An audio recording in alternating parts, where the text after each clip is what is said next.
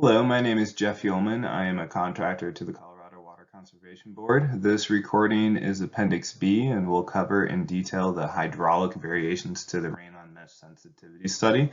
I would suggest you first watching the initial recording or the overview if you haven't already. It presents an overview of the study and greater context on the objective of the study as well as the overall process and some of the key findings. And this section instead is going to go over in detail the hydraulic variations that were simulated, go through the results that were extracted from the 18 connections that are integrated in that smaller model. It really is meant to be more of an appendix supporting information and kind of does get into the nitty-gritty of the process and results for the hydraulic variations. So if you're interested also in the hydrologic variations of the larger model, please see Appendix A for that information. This slide summarizes the hydraulic variations that were conducted as part of this study.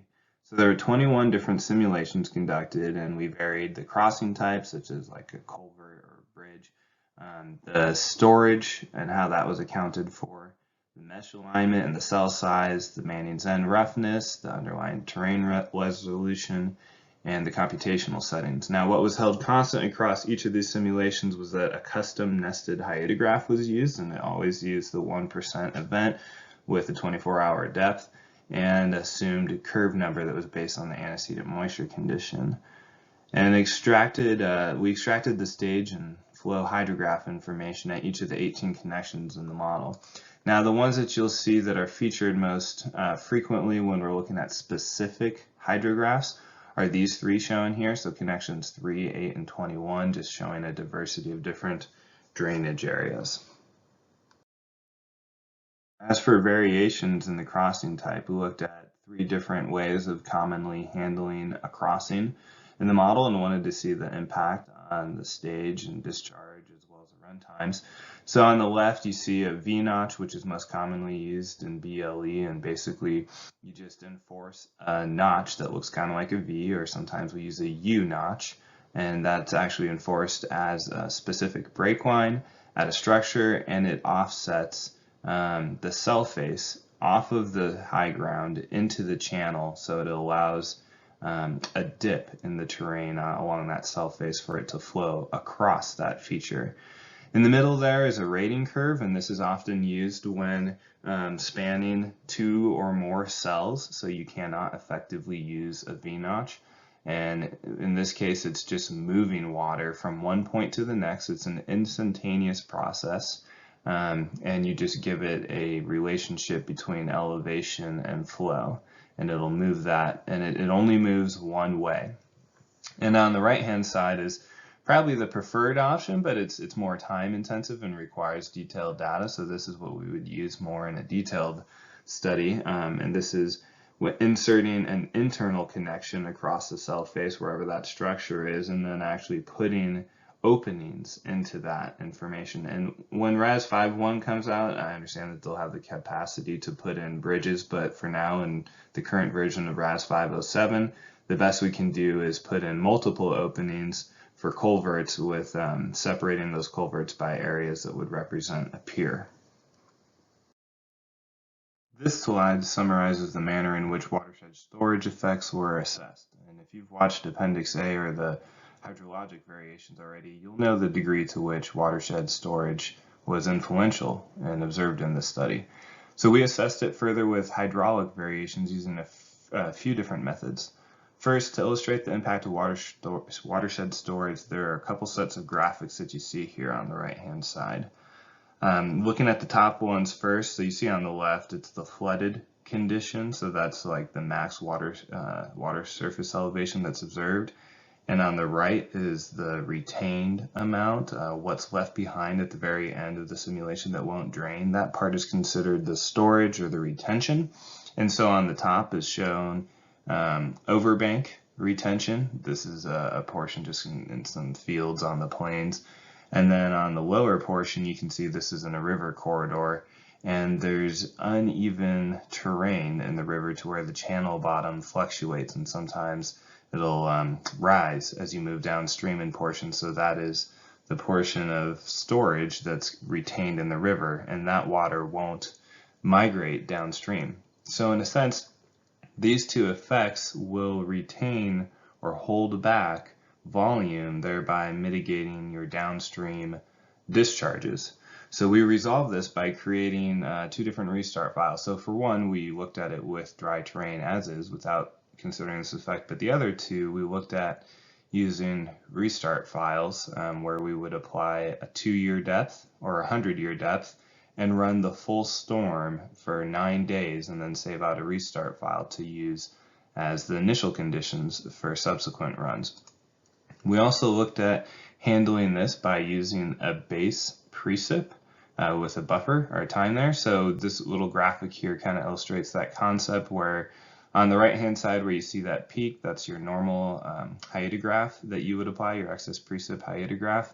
However, before we apply that, we applied a base or lower intensity to consume this portion and then allowed a duration of 9 days again for all that water to drain out before applying the true storm. So in a sense, this is similar to a restart file, except that way it doesn't need to be integrated in a restart file. One of the disadvantages to using a restart file is anytime you tweak your geometry, you have to recreate it. So this, in a way, builds it into the simulation. However, if you're going to do multiple plans using the same geometry, this base precip would only then increase your runtime each time, and a restart file would be advantageous. So they each have their pros and cons there. This slide summarizes the remaining hydraulic variations that we looked at. So regarding mesh size, we looked at 4 different options. So one was using a uniform mesh size where all cells were 50 foot. The other was all cells is 100 foot, and another is all cells is 200 foot. And then the other was using a 200 foot nominal cell size with 50 foot cells along refinement regions following the streams. For terrain, we looked at 2 options. Pretty much every model used an 8-foot cell size underline, and then we compared it to one simulation with a 2-foot underline resolution. So the difference there would be, 16-fold in terms of number of cells, and then also in output file sizes. So we wanted to see if that additional detail actually is beneficial and if it's worth it. As for computational settings, we looked at diffusion wave. That's pretty much everything was run in diffusion wave, and then we looked at one full momentum scenario. Similarly, everything was run with a max current of 1.5, except we ran one scenario with a max current of 5, which is as high as the manual would really ever recommend going. For Manning's N, from the estimated average, we did a plus or minus 20%. So we looked at the low end and the high end just to see how much that might change your results. And then as for break line, we did one mesh with no break lines anywhere. One is using just the stream center line as a break line, and the other as buffering from that center line, essentially enforcing the banks. So now we will jump in to look at the actual results. This section is going to review those results in various forms of charts and graphs to draw out findings and observations from these hydraulic variations. Some of the observations are going to be more obvious than others, many of which are going to confirm concepts that we would have otherwise expected. Knowing that there could be a broad range of experience and potential viewers or in the audience here, I'm going to tend to over-communicate rather than assume that the viewer has an intimate understanding of the details. However, there's going to be some concepts that we draw out here that necessitate foundational understanding of hydraulics and rain-on-mesh modeling in order to understand the true implications. Starting out looking at the impacts of a connection type on a flow hydrograph, here are 2 different connections that we're looking at. One's a small drainage area on the left, and the one on the right is a medium-sized drainage area, and we're comparing the 3 different types, so the V-notch, rating curve, and the internal connection. And demonstrated there with the internal connection with the orange and solid line and dashed line, it's just showing that you can see that the dashed line, at least on the small drainage area, is identical to the solid because it overlaps.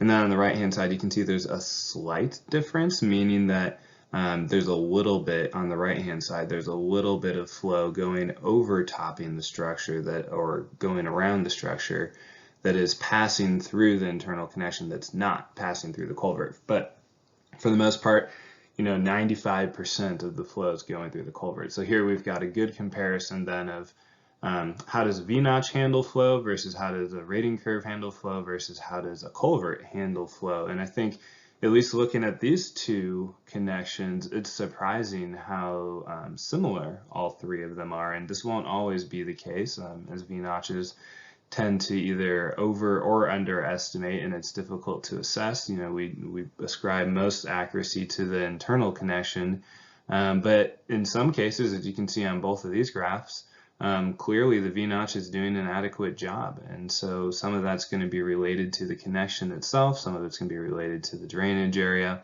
but in these instances, when you're choosing between the three of them, all of them are equally good options.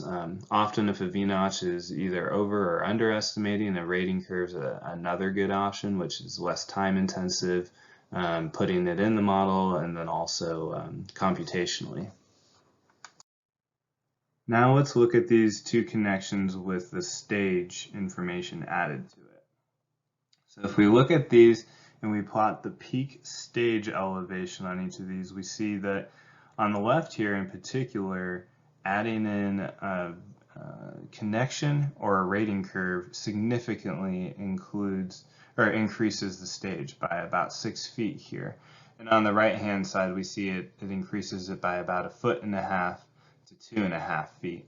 And again, that has to deal with a V-notch letting too much through in a way, whereas a connection or a rating curve probably is a better representation of stage. Now you'll notice the discharges are still the same, at least they match really well midway in. So here you can see V-notch is higher discharge the whole way through by just a slight amount, and then they sync up really well on the back end. So probably what's happening is this difference in discharge on that initial portion of the hydrograph is probably filling up whatever small backwater there is. So it's backing up behind the structure maybe an additional 6 feet until that whole portion's full and it has stopped mitigating the discharge, and then the two of them discharge almost simultaneously the same. Whereas over here, same thing, V-notch is higher discharges going through here. It's letting more water through as the water continues to build up on these other two until it matches and the discharge is equal coming out on the back end. These three graphs kind of summarize a percent change from V-notch. So looking at how different is an internal connection or a rating curve from a V-notch, looking at the discharge and the stage, and then also taking those stage values and plotting them at cross sections to look at the impact on the floodplain width. And so this is looking at like the peak values, so the peak discharge, the peak stage, and then translating that to a floodplain width. So you can see on the left with the discharge, with the exception of the one very small connection, almost all of them have pretty similar peak discharges, at least in this basin, meaning that those V-notches were probably pretty well estimated rather than being overly so. But you can see there's a reduction in discharge for going to internal connection and the rating curve on a few of them, maybe around like 1 and 3 square miles. So in those cases, maybe the V-notches were slightly overestimating by maybe 25%, but not much. So those are pretty similar going across the board. But even so, even though you're getting similar discharges, and again, this is looking at the peak, you're getting much different stages. So in this case, perhaps a lot of water is backwatering on the initial portion, but by the time the peak passes, you're getting a good match in discharge, but a very different value in stage. And so you can see kind of the scatter there, where a rating curve is functioning very similarly to V-notch, but the internal connection, you're getting a lot more resolution, some of which are lower and showing more capacity or conveyance. But for the most part, many are notably higher, which is what we'd expect, because often a V-notch can't show that much flow resistance. So in this case, you're getting similar discharges, but higher stage values. And when you take those higher stage values and translate those to the specific floodplain width, you can see how the floodplain's getting wider there. And a lot of these ones, on the lower end is just a function of having very small drainages. Maybe your floodplain is only 12 feet, so if it's going from 12 feet to 18 feet, that's a 50% increase right there.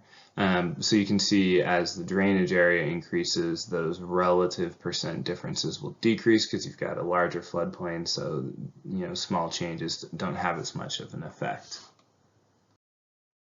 This slide shows the effect of watershed storage per these flow hydrographs at 3 different drainage area connections. I should point out the shared legend is over here. And you can see in each one of these, with the exception of perhaps right here, just in this small spot, it's the same order where the terrain as is or in a dry condition gives the lowest flow hydrograph, followed by the 2-year restart, and then the 100-year restart, and then the base precip. And so in this case, there's no surprise that you would see a higher flow using a restart file than a dry terrain, and especially between these 2 restarts where a greater depth, a 100-year depth, is used instead of the 2-year depth. And then the base precip is almost identical to the 100-year restart. You can see that on all of these that they're matching until the peak, and then for whatever reason the base precip tends to have a more sustained flow afterwards. And this base precip was generated using the same storm that a 100-year restart was, except instead of ending the simulation and outputting the restart file, the simulation continues and the full hydrograph is then applied. So they should match, and they do, but again, for whatever reason, HEC-RAS maintains some additional volume or flow that enables a sustained hydrograph on the back end of each one of these. And so for that reason, we would not recommend using a base precip because HEC-RAS is accounting for it differently. Also worth noting is just with these smaller drainage area, this effect is less pronounced, and it's greater pronounced in the medium drainage areas and even more so in the larger drainage areas, which is consistent with what we saw in the hydrologic variations. And perhaps a last observation here is as the depth increased in the restart file, you can see that these effects that are on the dry terrain are slowly muted throughout the restart files, and especially in the deeper one. And again, this whole difference of the flow hydrograph curves here, that difference in volume is because on the front end more of that water is being retained behind, it's not conveying downstream, and similarly it's locked up on the back end on the dry file versus the restart file. So there's just more volume that's able to continue conveying in the simulation that uses a restart file. This slide shows the effective watershed storage across all 18 different connections, looking at discharge stage and floodplain width in terms of the relative change from dry or the terrain as is, and it honestly shows what we would have expected here. So you see on the discharge, each of the 2-year restart files shows a slight increase in discharge in terms of relative percent, so it's looking like it's holding pretty consistent between 5 and 10% across the drainage area. And then looking at the 100-year restart, it is a notable increase above that.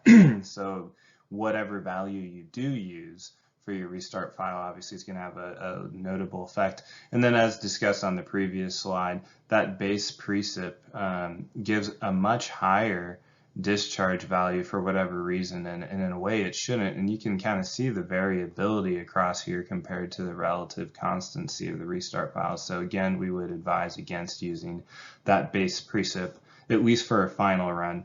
It is really convenient to use that in some of the testing or trial runs, because that way you're not updating your restart file every time you tweak your geometry. But when you go to those final simulations, we would recommend using a restart file if appropriate, but not a base precip. As for the stage values, again, coinciding with what we saw in the discharge, we're seeing a slight increase in stage for the 2-year, even greater for the 100-year, and greatest with more variability for the base precip. When you take these stage values and you plot them cross-sectionally onto a floodplain width, again, slight changes on the 2-year restart, More notable on the 100-year restart with some variability. Again, this is a percent width, so even if they're all increasing by 10 feet, it may be different based on the floodplain width itself, and then greater with more variability on the base precip. So all in all, the watershed storage again has a notable effect and is something that should be evaluated on a project-specific basis. Perhaps you choose a value of 2-year or 100-year or somewhere in between, but again, we'd advise against the base precip except during testing. This last slide on watershed storage summarizes the effect in an average fashion or format. So again, we've already looked at the peak discharges. This is averaged across all the connections. So the 2-year restart on average has maybe about an 8% increase in the peak discharge, where the 100-year restart has a 30%, and the base precip has something like an 85% on average across all connections. And then when you look at the total runtime, what you see here is if you use a 2-year restart, it is going to increase your runtime by maybe 15 to 18%, about 20% for the 100-year restart, and much more for a base precip, because base precip, you're running that storm for, in this case, 9 days additional before applying that hydrograph, whereas this starts at time 0, but it starts with more wetted cells, so the model takes longer to run. These are the similar run times over here plotted, but just showing that impact on the floodplain width, where a restart file using a 2-year depth may increase your floodplains by 2% versus 5% with a restart of 100-year versus 10% with that base precip. This slide shows flow or discharge and stage hydrographs for 3 of the connections with changing mesh cell sizes. I'll point out that the legend is the same across the 3 graphics, and it's shown here on the right-hand side. I'll start out with the easier thing to explain first, which is what we might expect to see in the peak stage hydrograph here. So if you look, the base, which is the 200-foot cell size, nominal cell size with a 50-foot refinement, this one gives the lowest stage elevation with slightly but similar stage for a 200-foot nominal. And then when we look at a 100-foot nominal, the stage increases a bit, and then a 50-foot even more so. And the reason we're seeing this increase again is just because it's a uniform grid that's just laid out, and so the smaller cell sizes you have, the more frequent chance you have of hitting high ground with that mesh or that grid layout, because you have more cells. So simply by the fact that it's hitting more high ground by chance in a way, it's going to back up just a little bit more. And again, this is only a ½ foot here. If we look over at this one, it's a wider spectrum by almost 3 feet now, in terms of the 50-foot being a 3-foot stage higher than the base. And on this one, actually, some of these are flipped. And again, there's a little bit of element of chance on each of these connections here, but in general, as you get smaller, the stage increases. Now, as for the discharge hydrographs, it's a bit harder to explain the reason behind it, but the trend itself is very consistent and reproducible. And as you see, the highest and briefest discharges are produced by the smallest grid, the 50-foot, so it's flashier, higher peak and narrower, and then the 100-foot and then the 200-foot nominal and base are pretty similar. Same here, although you do see a bit more difference between the 200-foot nominal and the base, especially in the larger drainage area. So again, remember the base has the 50-foot cells along the streamline, so you do have those smaller cells, so it's a higher discharge than the 200-foot nominal. The exact reason for seeing this increasing trend and as the cell size decreases, I think is more related to slope than it is drainage area. It's still a little bit confusing as to why though. You would think that with smaller cell sizes, you're going to have a more sinuous flow path, and so it'd be more drawn out and muted, but we're actually seeing the reverse occurring here. So let's look at the next slide and we'll see trends across the whole model area.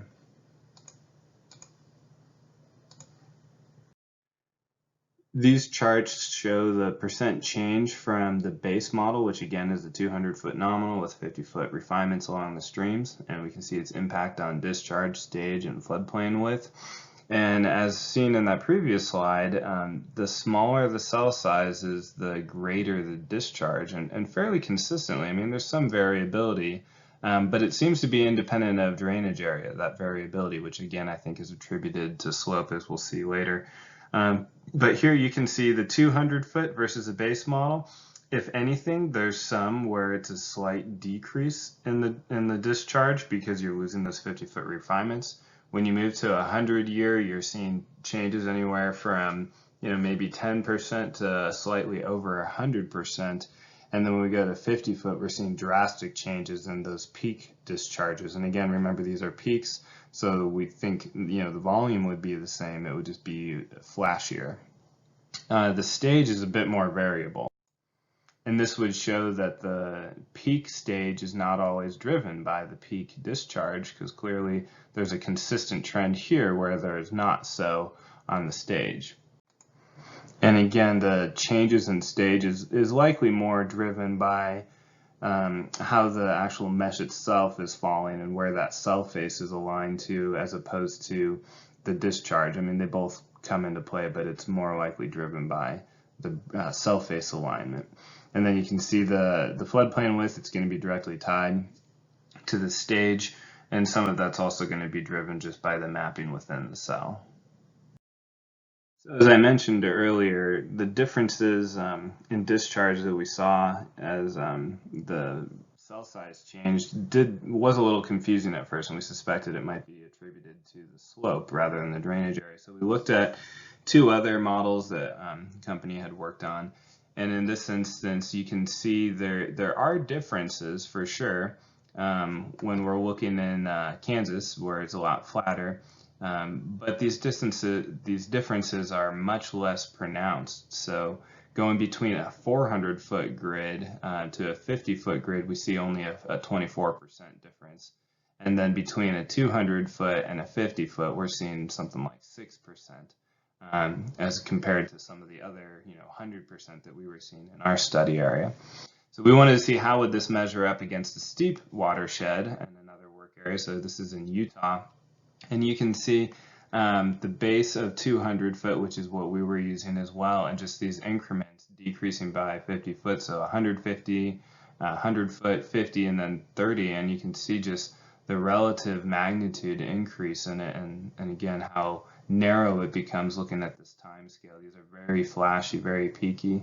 And so again, I think it has something to do with the slopes and how Hydrographs, its internal computational engine, is actually doing the calculations between each of the cell faces, much like when you get in a steep section in a 1D, you want to put your cross sections closer together, and perhaps a similar effect is happening here. So to wrap up the graphics on the mesh cell size, summarizing again, here's the peak discharge percentage on average between each of the connections. It does increase quite notably with decreasing cell sizes, but also, as we all know, the more number of cells you have, the longer your model takes to run, and this just graphically illustrates how much more so that is true. And so if you look at the 200 foot, again, if you compare that to the base, so here we'd be removing those 50-foot cells, it's going to run 20% faster if you're not having those additional cells in the refinement regions. Then if you go to 100-foot cell size, it's probably an increase of around 100%. And then just that jump from 100 to 50 foot, you can see that difference in the runtime and how much more kind of exponential that curve becomes. This slide displays flow and stage hydrographs for different terrain resolutions. So all the models were run at an 8-foot resolution, then we did one trial run at a 2-foot resolution shown in red here. And as you can see at these three connections, a consistent trend is displayed where the 8-foot resolution gives slightly higher discharges in blue than in red on each of these, and increasingly so with increasing drainage area. And then also we see a higher stage than for the 8-foot than it is for the 2-foot. Part of that might be because of that difference in the discharge, but more likely it's because it probably creates a larger resolution, creates a more continuous ridge because it's smoother, there's less variability in there by a factor of 4 in a way.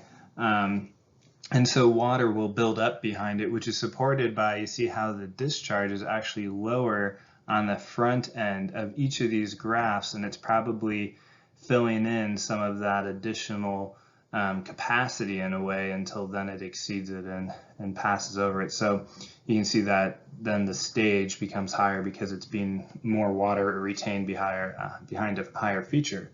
And I'm guessing the difference here in terms of, this is 0.7, this one's 0.2, and this is pretty minor. This might be a reflection of the slope of the drainage, where this one is going to be more gradual and this is going to be steeper.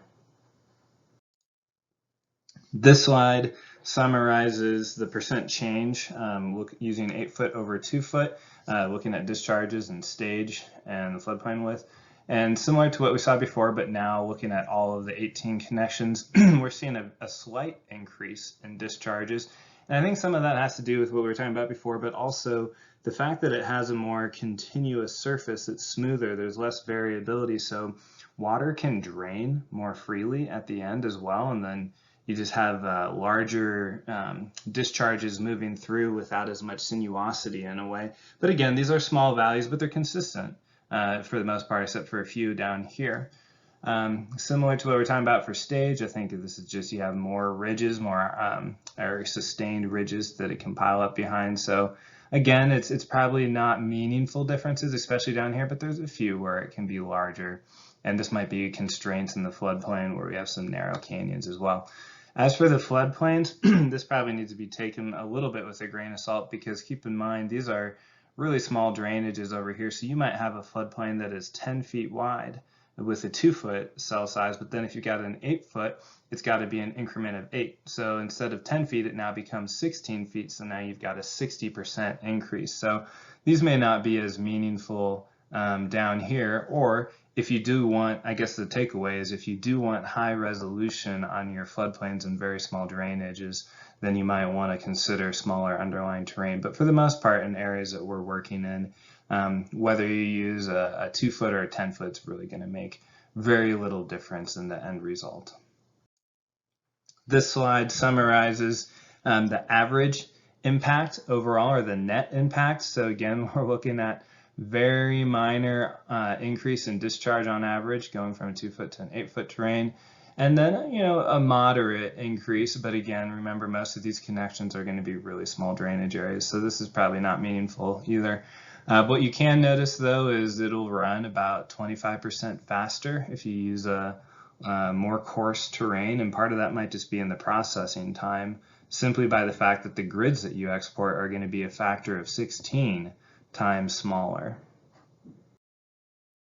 This slide shows the impact of computational settings on both flow and stage hydrographs at a few different connections here. So we looked at 3 different options. One was the diffusion wave with a max current of 1.5, which was the standard across all of our simulations.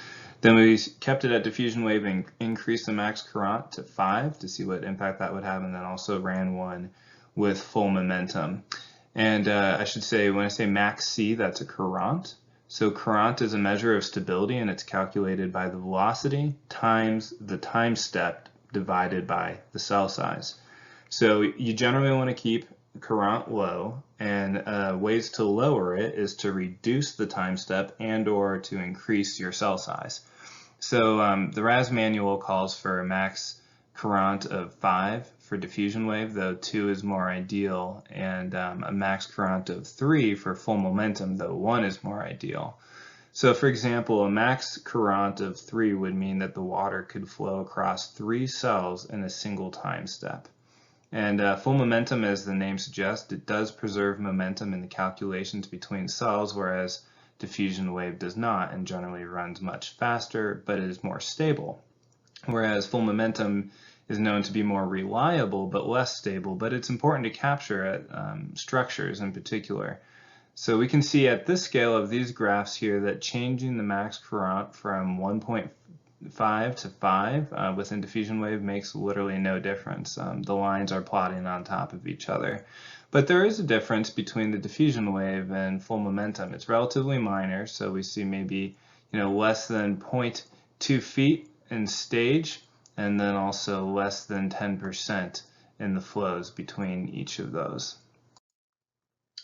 When we look here, it's clear again, there's really no difference between max current of 1.5 versus 5, even in steep drainages for diffusion wave. Perhaps it would matter more at structures and detailed reaches, but at this level in BLE, I think it's fine to bump up to 5 as shown here.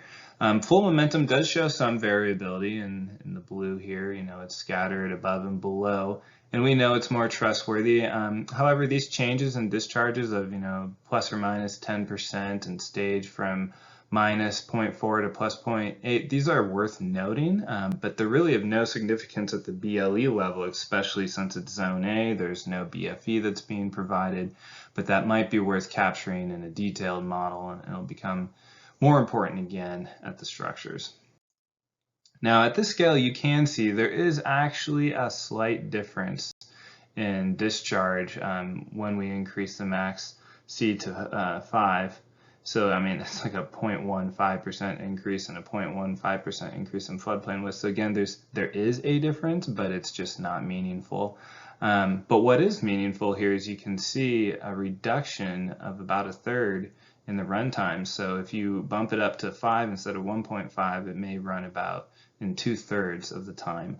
Full momentum, on the other hand, as we know, does take much longer to run, more than doubles the runtime.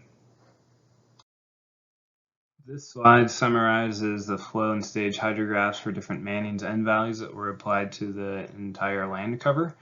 So Manning's N is a measure of roughness or resistance to flow, and the assignments for this were made using the National Land Cover Database from 2016 and just assigning Manning's N values to different land types. And usually, you know, the moderate here is an example of what we'd usually use from a reference manual such as CHOW, what's usually given in Hydrographs. The high values, just the moderate, increased by 20%, and the low values, the moderate, decreased by 20%. So those are arbitrary just to reflect its impact here. Sometimes these assignments can be rather subjective, and based on engineering judgment, but it can also serve as another calibration parameter. So this was helpful to see how much influence it does have. So a low Manning's N means lower resistance. So the flow can accumulate quicker and move faster, which is why you're seeing on these graphs, each of them have, the blue line has a higher and earlier peak with a lower tail. So there's a briefer duration, but it's just more intense. So if you affect it watershed wide, that's going to affect the routing and the timing. However, it's not affecting the stage much. You can use Manning's N very effectively to change stage, but you have to do it locally, not uniformly. Otherwise, the two balance out, as you'll see on the next slide. This also shows just kind of the relative percent changes. So although we're toggling at 20%, we're seeing changes around, you know, 5 to 17% in this example. This slide summarizes the impact of Manning's N across all the different connections for a discharge stage and floodplain width. And similar to the effects that you saw on the previous slide, you can actually see the relationship here now with drainage area. So looking at the discharge graph, at least, you can see the effects are much more pronounced in the smaller drainage areas, but kind of muted as you go to larger drainage areas. And you can see that there's little effect on stage. And again, changing those Manning's N values locally is very effective for calibrating to stage. However, watershed-wide changes, they end up balancing out, because what happens if you decrease your Manning's N, you'll increase your discharges, but you'll decrease your resistance, thereby giving a lower stage. So the two are going to just cancel out. So because of that, you don't see much change in the stage or the resulting floodplain widths. This graphic just shows the average values, how much they do change. As discussed earlier, higher Manning's N values give less intense discharges, so you'll get a reduced peak but a longer flow. And because of this, water is going to stay in the model longer, and it's going to give a longer runtime, whereas your lower Manning's N value has the flashier peaks and it drains from the system quicker too, giving a shorter runtime.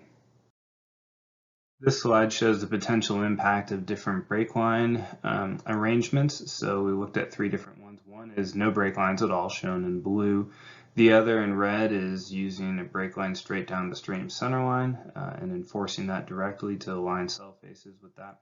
The third is buffering that stream center line to use two different break lines that approximate the banks.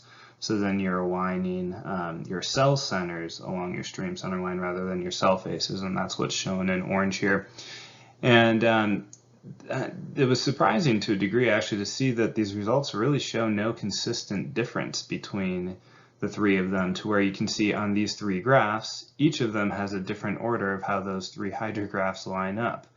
Now perhaps in a flat area with a meandering stream you might see flashier hydrographs if you're not using any break lines, as flow could short circuit in areas, but in our study area where we have pretty narrow canyons a lot of the time, apparently we're not seeing much of an impact here. On this slide, looking at the overall impact of break line alignments on discharge stage and floodplain width, you can see there's a pretty variable mix. And while break lines are of utmost importance along ridge lines and high ground, perhaps they're not as important along drainages for at least the hydraulic computed values. Now they would matter if the stream banks were higher than portions of the overbank, but in a typical valley setting where the terrain increases monotonically, moving away from the stream center line, then perhaps the hydraulic results are not really affected by whether the break line's enforced along the center line, along the banks, or perhaps not at all. Now, stream or bank break lines do have a significant effect on a mapping in a narrow canyon, or for troubleshooting problematic cells, such as where a large flow or high velocity is moving through the corner of the cell. But in terms of values that are actually computed at the cell center, again, perhaps the break line's not as influential as we might have thought. Now, on average, there is a slight increase in discharges and floodplain width when using a buffered stream break line to capture the banks, or when not using any break line at all compared to using a center line. But again, these results vary so considerably by location. It does look like using a buffered approach to catch both banks does result in additional runtime by about 15%, and perhaps that's because using double the break lines is going to result in some additional cells there, whereas the opposite is true if you're not using any break lines. It'll run faster, probably due to fewer iterations across cell faces, and perhaps there's shorter flow paths allowing faster drainage of the model. All right, that concludes all of our graphics and looking at the individual data, and now we're going to transition to the last portion of the presentation, looking at summaries from what we've reviewed. This slide summarizes variations from connection type and mesh refinements. So as we all know, V-notches are the simplest to implement, but as this showed, they're actually often accurate, particularly if you implement them correctly in terms of matching the width to the actual width of your opening or the channel there and capturing the roughness appropriately. Also, we saw that peak stages, they can be significantly affected even if the discharge is not, and this is due to either the openings not conveying as much flow and kind of throttling back until that backwater is obtained and then allowing discharges to match for the peaks. Or in the case of cell size resolution or sizing, it can affect the way that the cell faces are aligned. We also saw that the run times will increase exponentially with decreasing cell size, and I think we know that intuitively, but this shows just what a degree or impact that can have. We also know that decreasing the cell size makes a hydrograph more intense. It makes it higher peak discharges, but much flashier, shorter duration. And the extent to which this occurs is going to depend on the slope, not the drainage area. So we saw anything between a 5% all the way up to a 400% increase. So it's very significant and needs to be accounted for. We also saw that splitting the cell size, so cutting them in half, will increase discharges in our study area on average by 55%, and making them quarters or reducing by 4 times increases discharges by 160% on average. So this is definitely a significant effect. So we would recommend selecting a crossing type based on the level of study and the complexity of that specific crossing, and pretty much for BLE, V-notch should be sufficient across the board, unless you have very long spans like a long underground culvert that might merit a rating curve. And then for detailed reaches or complex crossings, you could look at using an internal connection and approximating them with culvert openings. As for the cell size, that needs to be balanced based on the model size and the objectives in terms of level of study and the reach area. But this is another element that could be used as a knob during calibration when you're trying to match your peak discharges and the duration as well. This slide summarizes some of the observations regarding watershed storage and the use of restart files. So this effect, as noted also during the hydrologic variations, this effect is more pronounced as drainage area increases. And with increased restart depths, we saw how some of the variability in the hydrograph began to be muted out a bit, where increasing depth, you see less resemblance of what you see with the terrain as is or dry. Also, we saw that the run times, they increased slightly while using restart files and then significantly while using a base precip.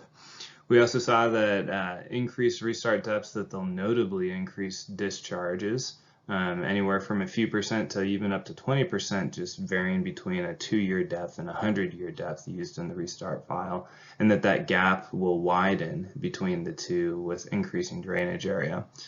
And we saw that in general, the impacts across the discharge across drainage area were fairly similar, but that there was much more variability when looking at the impacts on stage. So what we would recommend is to partially or fully consume the storage based on pre-processing. This is going to be a project-specific situation. If you've got a situation like the lower right corner image, which is unlikely, but if you do have that, then leave the storage in because it's appropriate. But in most cases, some degree of pre-processing or accounting for it should be considered, and that might be whether your terrain is undulating or if you've got steep slopes that you know are going to drain. We'd also recommend that you choose a restart depth that's based on your project-specific conditions, and that could be a parameter that you dial in as part of calibration or hydro validation when you're trying to match modeled or simulated discharges to observed or recorded in gauges. And also, we would recommend that a base precip be used only during the trial runs while you're changing your mesh a fair amount. It's an easier way to do it, but that once your geometry is finalized, to revert to using a restart file. This slide summarizes some of the observations about varying terrain in computational settings. The first one, for using a coarser terrain of 8 foot versus 2 foot, it does slightly increase the discharges, stage, and floodplains, but it reduces the run times moderately and the file size significantly, and is worth considering. There's essentially no difference when using diffusion wave between a max current of 1.5 and 5, at least not for this study area, except it did run faster, so might as well embrace that, the 5 max current for diffusion wave. Now, for diffusion wave versus full momentum, there were some minor differences, nothing that would be meaningful for BLE though. However, if doing a detailed study, it would be worth considering, especially if you have structures. But do note that the full momentum does more than double your run times. So what we'd recommend is just using a standard 8 to 10 foot resolution size, and you could consider reducing it if needed for specific narrow detailed drainages where that additional resolution is beneficial. And then also we'd recommend running BLE using a max current of 5 for diffusion wave, and that full momentum would be reserved for detailed reaches that have structures. And on the right here, we're showing some of the adjustable time step criteria that we would use. This slide summarizes observations from Manning's N and breakline variations. So we saw that if you apply uniform changes across the entire land cover to Manning's N assignments, that it will affect your discharges, but not the stage, because the impact on the discharge is actually going to cancel out the impact on your stage. So when you increase the Manning's N, that's going to give you less intense hydrographs. You'll have a longer hydrograph, but with a reduced peak.